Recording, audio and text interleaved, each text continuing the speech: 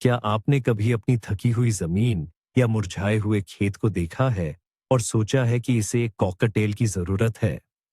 हाँ हाँ, एक असली ताजगी देने वाला कॉकटेल। लेकिन आपके लिए नहीं, बल्कि आपकी जमीन के लिए। आज हम मिट्टी के लिए हरी कॉकटेल के बारे में बात करेंगे। यह सिर्फ एक नया या फैशनेबल शब्द नहीं है, बल्कि कृषि तकनीक का एक बहुत शक्तिशाली और महत्वपूर्ण उपकरण है। मैं आपको बताऊंगा कि कैसे आप एक असली मिट्टी के बारटेंडर बन सकते हैं और हरी खाद को इस तरह मिला सकते हैं ताकि आपकी जमीन की खास समस्याओं का समाधान हो सके। मैं वादा करता हूं, इस वीडियो के बाद आप साधारण सरसों या तिब्बतिया घास को बिल्कुल अलग नजर से देखेंगे। आइए सबसे पहले मूल बातों से शुरू करें। हरी खाद क्या होती है? सीधे शब्दों में कहें तो ये ऐसे पौधे हैं जिन्हें हम फसल के लिए नहीं, बल्कि मिट्टी की गुणवत्ता और स्वास्थ्य को बेहतर बनाने के लिए उगाते हैं। इन्हें हरी खाद भी कहा जाता है। लोग सदियों से इस तरीके का इस्तेमाल करते आ रहे हैं, सहज रूप से ये समझते हुए कि कुछ खास पौधों के बाद जमीन ज्यादा उपजाऊ हो जाती है। लेकिन आज हम इसके पीछे के वैज्ञानिक कारणों को जानते हैं और इसका मुख्य रहस्य सिर्फ एक चीज बोना नहीं है, बल्कि एक सही मिश्रण तैयार करना है जो आपकी जरूरतों के हिसाब से एक स्पेशल फोर्स की टीम की तरह काम करेगा। तो आखिर क्यों एक अकेली फसल खेत में उतनी असरदार नहीं होती? हम सिर्फ एक फसल जैसे कि सरसों बोने के बजाय फसलों के मिश्रण कॉकटेल की बात क्यों करते हैं? बात बहुत सीधी है। कल्पना कीजिए कि आप अपनी जमीन के लिए वाकई एक पौष्टिक और फायदेमंद भोजन बनाना चाहते हैं। आप उसे सिर्फ आलू खिलाकर तो पेट नहीं भरेंगे, है ना? इसमें एक व्यापक दृष्टिकोण की जरूरत होती है। हरी खाद के मामले में भी ठीक ऐसा ही है। हर पौधा अपने आप में एक विशेषज्ञ होता है। कुछ की जड़ें किसी शक्तिशाली ड्रिल की तरह जमीन में बहुत गहराई तक जाती है। ये कठोर मिट्टी को ढीला करती है और मिट्टी की निचली परतों से जरूरी पोषक तत्वों को ऊपर लाती है। कुछ पौधों की जड़ें घने जाल की तरह होती हैं। ये जमीन की ऊपरी सबसे महत्वपूर्ण परत को बेहतरीन तरीके से संरचित करती है, जिससे वह भुरभुरी और हवादार बनती है। तीसरी तरह के पौधे सच्चे कीमियागरों की तरह काम करते हैं। वे सीधे हवा से नाइट्रोजन सोखकर अपनी जड़ों में जमा करते हैं और इस तरह आपकी मिट्टी को मुफ्त में पोषक तत्वों से भरपूर बनाते हैं। और चौथी श्रेणी के पौधे डॉक्टर का काम करते हैं। वे ऐसे पदार्थ छोड़ते हैं जो हानिकारक कीटों को दूर भगाते हैं और मिट्टी जनित बीमारियों को पनपने नहीं देते। जब आप सिर्फ एक तरह की फसल बोते हैं, तो आप केवल एक ही समस्या का हल निकालते हैं। लेकिन जब आप इन सभी को एक साथ मिलाकर बोते हैं, तो एक शक्तिशाली सहक्रियात्मक प्रभाव सिनेर्जी पैदा होता है। वे एक दूसरे की मदद करते हैं, जिससे आपकी क्यारी में ही एक आदर्श पारिस्थितिकी तंत्र तैयार हो जाता है। आइए जानते हैं हमारे हरे भरे मददगारों के मुख्य परिवारों के बारे में। और इसकी शुरुआत करते हैं वनस्पति जगत के असली अभिजात वर्ग और मिट्टी को उपजाऊ बनाने वाले चैंपियनों से। ये है, जाहिर है, दलहनी पौधे। आपने ये नाम जरूर सुने होंगे। तिब्बतिया घास, वीका, मटर, लुपिन और रिजका। इनकी महाशक्ति क्या है? ये नाइट्रोजन बनाने वाले जीवित कारखाने हैं। इनकी जड़ों में छोटे छोटे गांठों में, जिन्हें ग्रंथिकाएं कहते हैं, खास तरह के बैक्टीरिया रहते हैं। ये सूक्ष्म जीवाणु असली जादू करते हैं। ये हवा से सीधे नाइट्रोजन खींचते हैं, जो हमारे चारों ओर लगभग 80% है, और इसे ऐसे रूप में बदल देते हैं जिसे पौधे आसानी से ग्रहण कर सके। कल्पना कीजिए, यह ऐसा है जैसे आपके खेत में सैकड़ों छोटे छोटे कारखाने हों, जो 24 घंटे आपके लिए सबसे मूल्यवान खाद बनाते हैं। जब आप दलहनी पौधों को काटकर मिट्टी में मिला देते हैं, तो यह सारा जमा हुआ नाइट्रोजन आपके आगामी टमाटर, खीरे और मिर्च को मिल जाता है। सीधे शब्दों में कहें तो दलहनी पौधे आपकी भूखी मिट्टी के लिए मुफ्त और सबसे पर्यावरण अनुकूल खुराक हैं। एक अच्छी उपजाऊ मिट्टी के लिए दूसरा महत्वपूर्ण समूह जिसके बिना काम नहीं चलता, वह है सरसों परिवार के पौधे। मेरा मानना है कि हर माली और किसान सरसों, तेल वाली मूली और तोरिया, रेपसीड जैसे पौधों को अच्छी तरह जानते हैं। अगर फलियां, जैसे दालें, हमारी जमीन को पोषक बनाने वाले रसोइये हैं, तो सरसों परिवार के पौधे इसके डॉक्टर और मिट्टी के खोदक हैं। इन्हें खोदक क्यों कहा जाता है? इसका कारण इनकी जड़ प्रणाली है। इनमें से कई पौधों में, खासकर तेलीय मूली में, बहुत मजबूत मूसला जड़ होती है। यह एक असली बर्मा की तरह जमीन में गहराई तक उतर जाती है और सबसे सघन जमी हुई परतों को भी भेद देती है। और जब पौधा मर जाता है, तो ये जड़ अपने पीछे चैनलों का एक पूरा जाल छोड़ जाती है। इन चैनलों के जरिए हवा और पानी आसानी से मिट्टी की गहराई तक पहुंचते हैं, जिससे मिट्टी सांस लेने लगती है। और डॉक्टर क्यों? ये और भी दिलचस्प है। सरसों परिवार के पौधों की जड़ों और पत्तियों में विशेष पदार्थ और सुगंधित तेल होते हैं। इनमें शक्तिशाली कीटाणुनाशक और रोगनाशक प्रभाव होता है।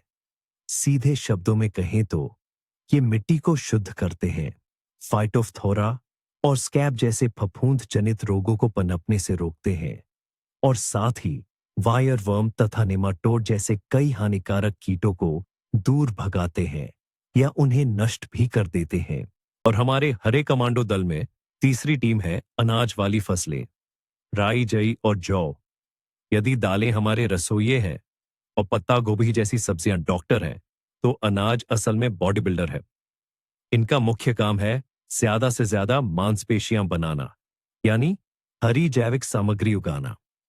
वे बहुत तेजी से और घनी होकर बढ़ती हैं, जिससे जमीन पर एक घना हरा कालीन बन जाता है। जब आप इस सामग्री को काटते हैं, तो यह अनमोल जैविक खाद बन जाती है, मिट्टी के सूक्ष्म जीवों का भोजन, जो जमीन को भुरभुरी और उपजाऊ बनाता है। लेकिन बात यहीं खत्म नहीं होती। अपने घने आवरण से वे खरपतवारों को पनपने ही नहीं देती, उन्हें सूरज की रोशनी तक पहुंचने का जरा भी मौका नहीं देती। कुछ अनाज वाली फसलें, खासकर अगेती राई, तो एक कदम और आगे बढ़ जाती है। वे अपनी जड़ों के जरिए मिट्टी में ऐसे खास पदार्थ छोड़ती हैं, जो ज्यादातर खरपतवारों की वृद्धि को रोकते हैं। यह तो एक असली प्राकृतिक खरपतवार नाशक है। आखिर में उनकी रेशेदार और घनी जड़ प्रणाली मिट्टी की सबसे ऊपरी परत को मजबूती से बांधे रखती है और उसे संरचना देती है, जिससे वह हवा के कटाव और बारिश से बहने से बची रहती है। वे जमीन की एक आदर्श दानेदार संरचना बनाती हैं। अब जब हम अपने इन नायक पौधों से परिचित हो चुके हैं, तो चलिए सबसे दिलचस्प हिस्से, इनके इस्तेमाल के खास तरीकों पर चलते हैं। तो सबसे पहली और आम समस्या है कमजोर, रेतीली या बस थकी हुई मिट्टी, जो साल दर साल कम उपज देती जाती है। इसमें पोषक तत्वों, खासकर नाइट्रोजन की कमी होती है। ऐसे में हम क्या करते हैं? हम नाइट्रोजन धमाका नाम का एक खास मिश्रण तैयार करते हैं। इसकी बुनियाद है हरी खाद, सिडरेट, की दुनिया का एक आदर्श मेल, विचा और जई, ओट्स। इन्हें अक्सर विचा जई मिश्रण के नाम से एक साथ ही बेचा जाता है। इन्हीं को क्यों चुना जाए?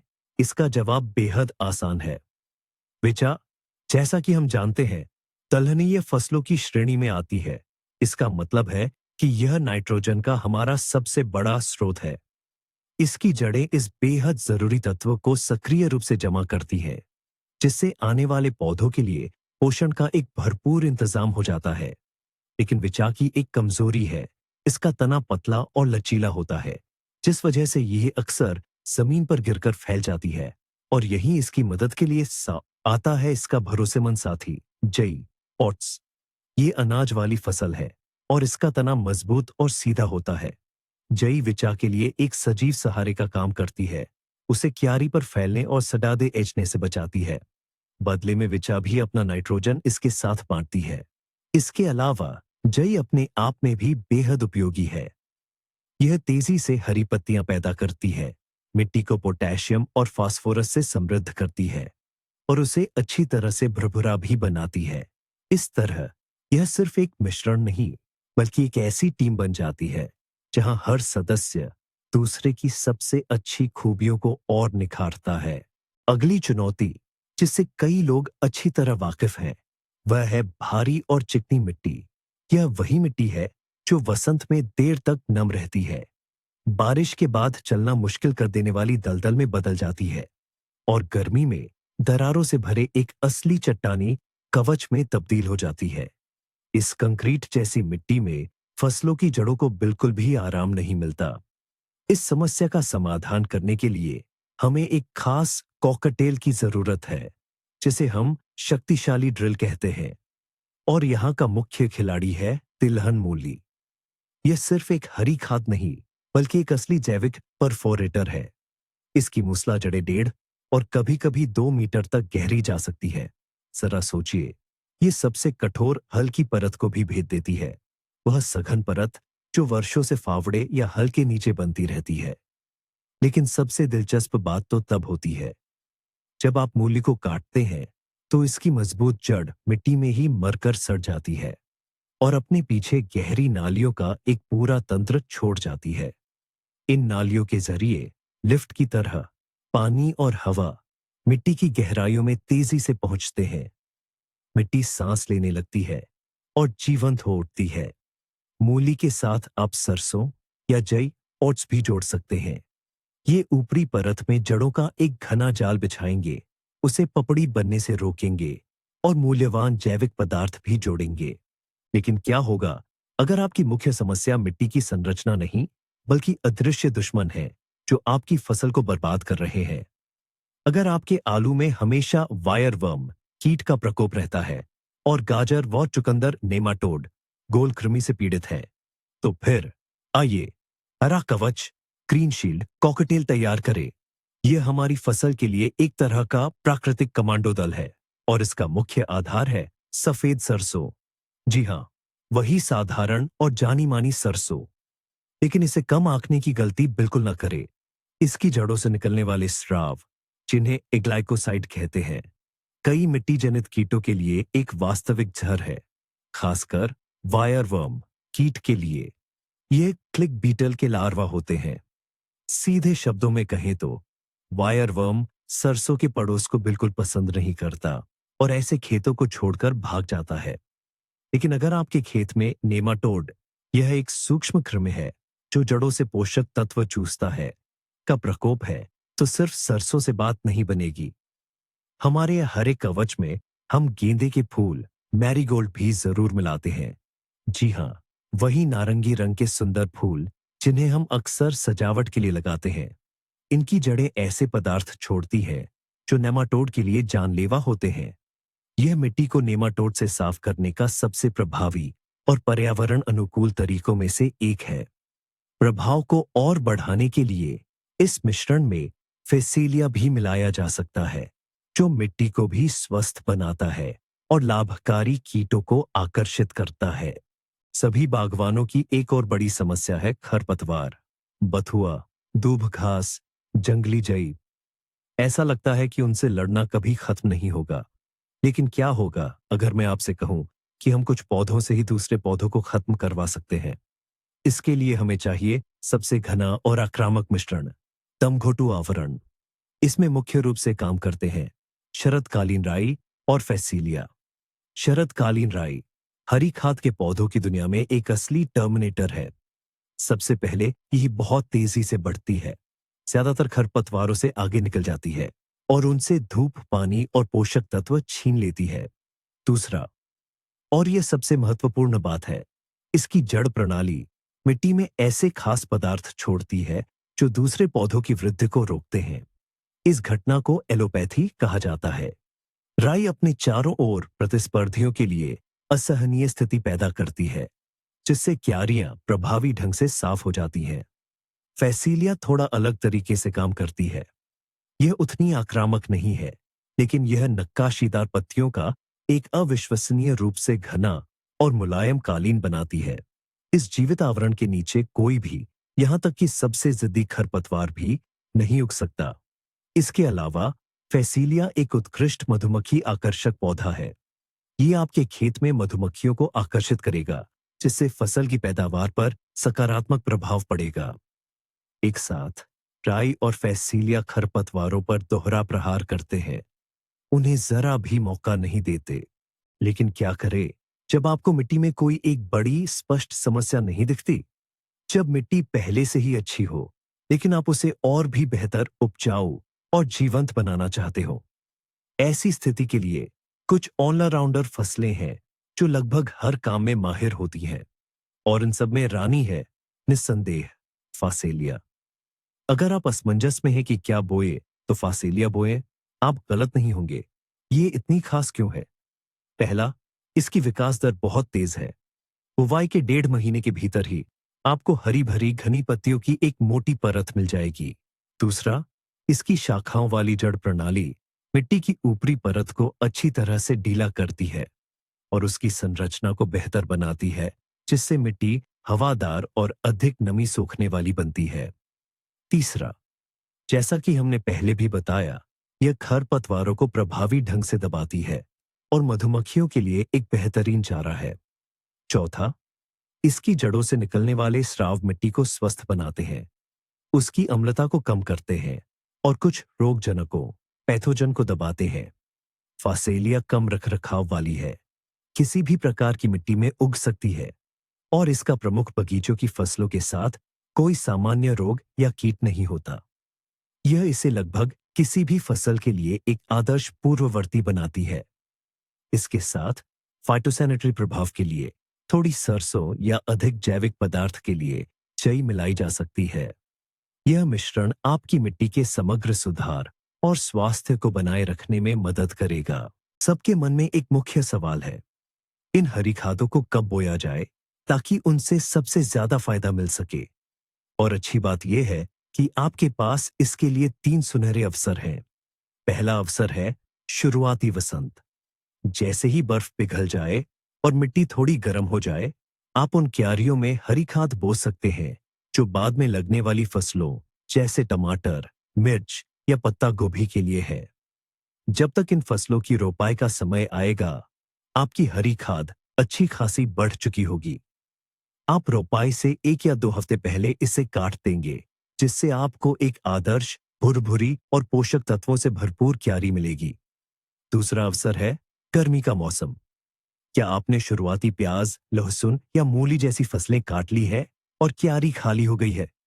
तो इसे खाली न छोड़े और खरपतवारों से भरने न दें। तुरंत उसमें हरी खाद बो दें। ये तेजी से मिट्टी की उर्वरता लौटा देगी और पतझड़ तक आप उस जगह कुछ और लगा पाएंगे या मिट्टी को सर्दियों के लिए तैयार कर पाएंगे। और अंत में तीसरा, सबसे महत्वपूर्ण और लोकप्रिय अवसर है मुख्य फसल की कटाई के बाद, यानी पतझड़ का मौसम। पतझड़ में बुवाई आने वाले साल की मिट्टी की उर्वरता में आपका सबसे बड़ा योगदान है। हरी खाद पाला पड़ने से पहले काफी बढ़ जाएगी, जो सर्दियों में मिट्टी को जमने और कटाव से बचाएगी। वसंत आने तक आपको नई बुवाई के लिए पूरी तरह तैयार जमीन मिलेगी, लेकिन सिर्फ हरी खाद, सीडर, बो देना ही काफी नहीं है। असली कामयाबी और वो जादू इस बात में छिपा है कि आप उन्हें सही समय पर काटें। और यहीं पर बहुत से बागवान एक बड़ी गलती कर बैठते हैं। वे सोचते हैं, इन्हें जितना ज्यादा बढ़ने देंगे, उतनी ज्यादा हरियाली मिलेगी और उतना ही ज्यादा फायदा भी होगा। सुनने में यह तर्क संगत लगता है, लेकिन असल में बात बिल्कुल उलटी है। आपको सीडर को कली निकलने के चरण में, यानी बड़े पैमाने पर फूल आने से ठीक पहले काटना चाहिए या मिट्टी में मिला देना चाहिए। जैसे ही आपको पहली कलियां दिखे, तुरंत कार्रवाई करें। यह इतना जरूरी क्यों है? इसकी वजह बहुत सीधी है। फूल आने से पहले पौधा अपनी सारी ताकत और सभी जमा किए गए पोषक तत्वों जैसे नाइट्रोजन, पोटेशियम, फास्फोरस और सूक्ष्म पोषक तत्वों को अपने तनों और पत्तियों में भेजता है। इस समय इसकी हरी पत्तियां और तने सबसे ज्यादा रसीले, कोमल और पोषक तत्वों से भरपूर होते हैं। जैसे ही फूल खिलना शुरू होते हैं, पौधा अपनी प्राथमिकताएं बदल देता है। उसका मुख्य लक्ष्य अब बढ़ना नहीं, बल्कि अपनी वंश वृद्धि करना होता है। सारे पोषक तत्व, सारी ऊर्जा और सबसे जरूरी चीजें पत्तियों से फूलों में और फिर बीजों में जाने लगती हैं।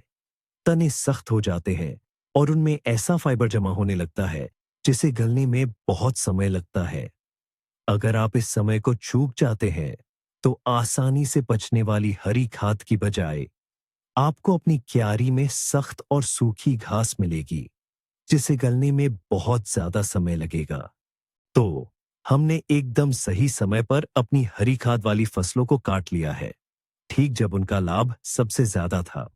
अब अगला स्वाभाविक सवाल उठता है, इस कटी हुई हरी सामग्री का आगे क्या किया जाए? इसके दो मुख्य तरीके हैं और दोनों ही अपनी जगह सही है। इसका चुनाव आपकी मिट्टी, मौसम और आपकी व्यक्तिगत पसंद पर निर्भर करेगा। पहला तरीका, जो कि पारंपरिक भी है, वह है इसे मिट्टी में मिला देना। लेकिन यहां एक जरूरी बात ध्यान रखनी है, मिट्टी को कभी भी गहराई से पलटकर नहीं खोदना चाहिए। ऐसा करने से मिट्टी की वह सारी संरचना बिगड़ जाएगी जिसे इन हरी खाद वाली फसलों की जड़ों ने हमारे लिए बनाया था। बस इस हरी सामग्री को मिट्टी की सबसे ऊपरी परत में लगभग 5-7 सेंटीमीटर की गहराई तक हल्का सा मिला देना ही काफी है। आप इसे हल्के औजारों जैसे कुदाल या छोटे कल्टीवेटर की मदद से कर सकते हैं।